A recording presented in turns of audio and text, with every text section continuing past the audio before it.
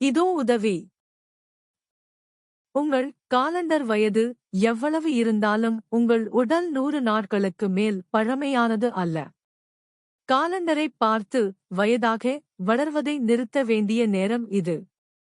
உங்கள் காலண்டரின்படி நீங்கள் எவ்வளவு வயதானவராக இருந்தாலும் உங்கள் உடல் 100 நாட்களுக்கு மேல் பழமையானதாக இருக்க முடியாது. முதுமை குறித்த குழு. குறிப்பாக எந்த நோய்களும் காலப்போக்கில் ஏற்படுவதில்லை என்று மருத்துவ ஆராய்ச்சி காட்டியுள்ளது என்று டாக்டர் ஸ்வார்ட்ஸ் கூறினார்.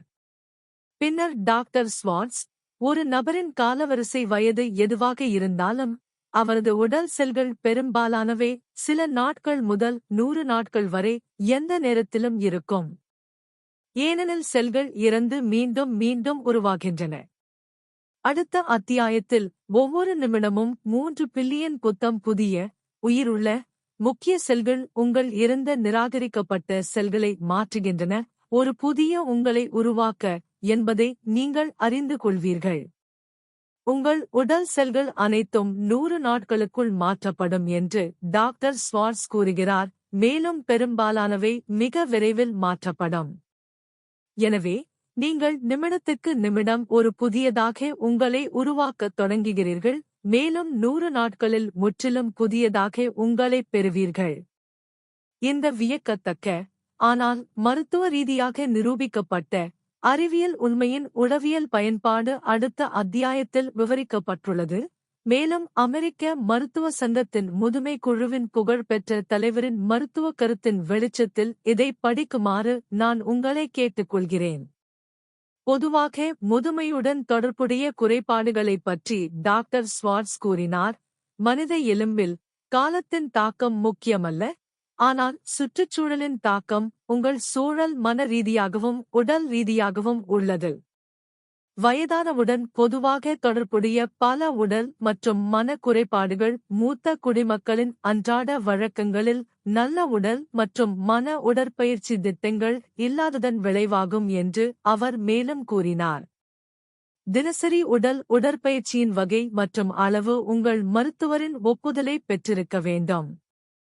நான் தினமும் செய்யும் எடை தூக்குதல், டைனமிக் டென்ஷன், ஐசோமெட்ரிக் சுருக்கம், கலிஸ்தெனிக்ஸ் மற்றும் கராத்தே பயிற்சி ஆகியவை வாழ்நாள் முழுவதும் தடகளம் மற்றும் உடற்பயிற்சியின் தொடர்ச்சியாகும். இது பல ஆண்டுகளாக நியாயமான கடுமையான தினசரி உடற்பயிற்சியை தொடர முடியும் என்பதை நிரூபிக்கும் அதே வேளையில், மிதமான தினசரி உடற்பயிற்சிக்கான உங்கள் மருத்துவரின் பரிந்துரை நீண்ட மற்றும் ஆரோக்கியமான வாழ்க்கைக்கு உடல் தகுதியை பராமரிக்க போதுமானதாக இருக்கும். பொதுவாக முதுமையுடன் தொடர்புடைய மனநலக் குறைபாடுகள் தினசரி மன உடற்பயிற்சி இல்லாததன் விளைவாகும் என்று டாக்டர் ஸ்வார்ட்ஸ் கூறியதையும் நீங்கள் கவனிப்பீர்கள். முதியவர்களின் பலவீனத்திற்கு முக்கிய காரணம் அவர்களின் ஆர்வங்கள் சுருங்குவதுதான். பல வயதானவர்கள் தங்கள் நாட்காட்டிகளில் உள்ள மாதங்களை நிராகரிக்கும்போது தங்கள் ஆர்வங்களை நிராகரிக்கிறார்கள். எனவே ஒன்றன் பின் ஒன்றாக அவர்களின் ஆர்வங்கள் கடந்த காலத்தின் குப்பை கூடையில் வீசப்படுகின்றன. முதியவர்கள் தங்கள் ஆர்வங்களை எண்ணங்கள், இடங்கள், நிகழ்வுகள் மற்றும் தங்களுடன் நேரடியாக தொடர்புடைய நபர்களிடம் சுருக்கி மட்டுப்படுத்துகிறார்கள். அவர்களின் ஆர்வங்கள் தங்களையும் அவர்களின் குறைந்து வரும் தேவைகளையும் அந்த தேவைகளை பூர்த்தி செய்யும் சிலரையும் மட்டுமே உள்ளடக்கும் வகையில் அதிகரித்து வருகின்றன. இறுதியாக அவர்கள் அனைத்து ஆர்வத்தையும் கைவிடுகிறார்கள். இது மரணத்திற்கான இயற்கையின் தயாரிப்பு. இருப்பினும் நீங்கள் இறக்கத் தயாராகவில்லை, ஆனால் வாழத் தயாராகி வருகிறீர்கள். இருப்பதற்கு மட்டுமல்ல, வாழவும் தயாராகி வருகிறீர்கள் என்ற நம்பிக்கையான நிகழ்வில் நீங்கள் மேற்கூறிய செயல்முறையே வெறுமனே தலைகீழாக மாற்றுகிறீர்கள். நீங்கள் உங்கள் ஆர்வங்களை சுருக்கவோ அல்லது கட்டுப்படுத்தவோ இல்லை, எண்ணங்கள், யோசனைகள், இடங்கள், நிகழ்வுகள், செயல்பாடுகள் மற்றும் மக்களில் உங்கள் ஆர்வங்களை நீங்கள் பராமரிக்கிறீர்கள் மற்றும் விரிவுபடுத்துகிறீர்கள். உங்கள் தற்போதைய வயது எதுவாக இருந்தாலும் இப்போதே இதைத் தொடங்குங்கள். தொடங்குவதற்கு இது ஒருபோதும் சீக்கிரமாகவோ அல்லது தாமதமாகவோ இல்லை. உங்கள் மனதை பயன்படுத்த தொடங்க வேண்டிய நேரம் இப்போது. உண்மையில் இந்த புத்தகத்தை படிப்பதன் மூலம் நீங்கள் ஒரு நல்ல தொடக்கத்தை உருவாக்குகிறீர்கள்.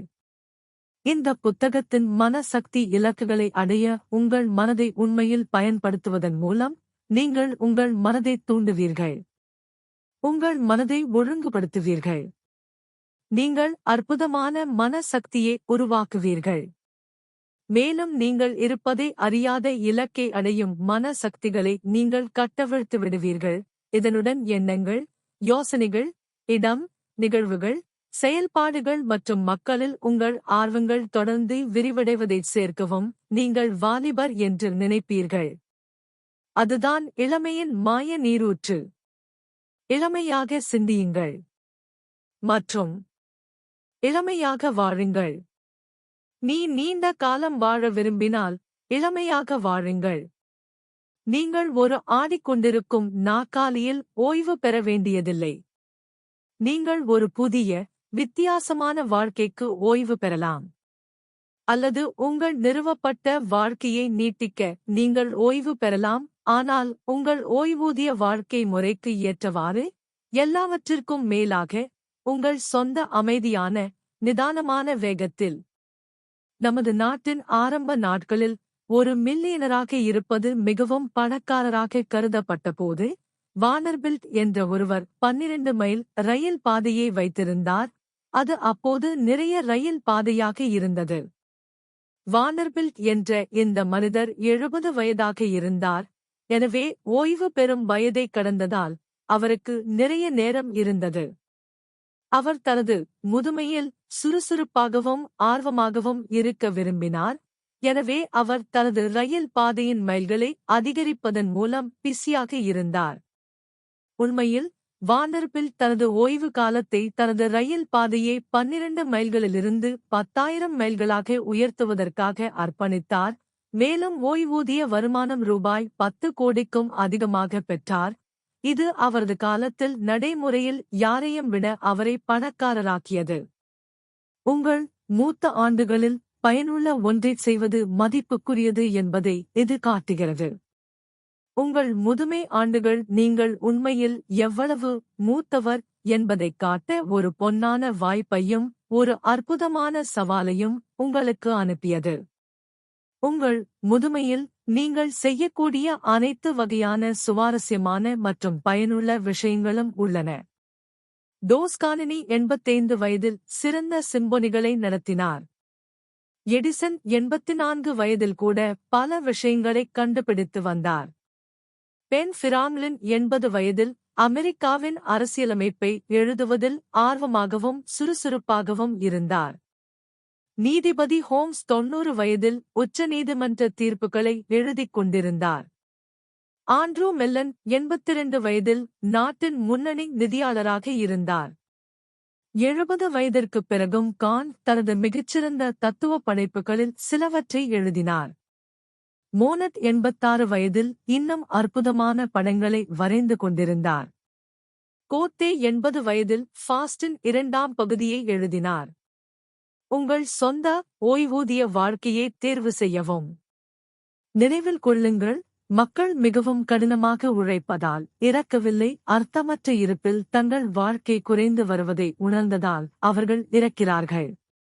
காலண்டர் உங்கள் ஆரோக்கியத்தையோ அல்லது உங்கள் வாழ்க்கையின் நீளத்தையோ அல்லது அதை வாழ்வதற்கான உங்கள் ஆர்வத்தையோ தீர்மானிக்கவில்லை. உங்கள் எண்ணங்கள் அதைச் செய்கின்றன. எனவே உங்கள் வயது எதுவாக இருந்தாலும் இளமையாக சிந்தியுங்கள். இளமையாக வாழுங்கள்.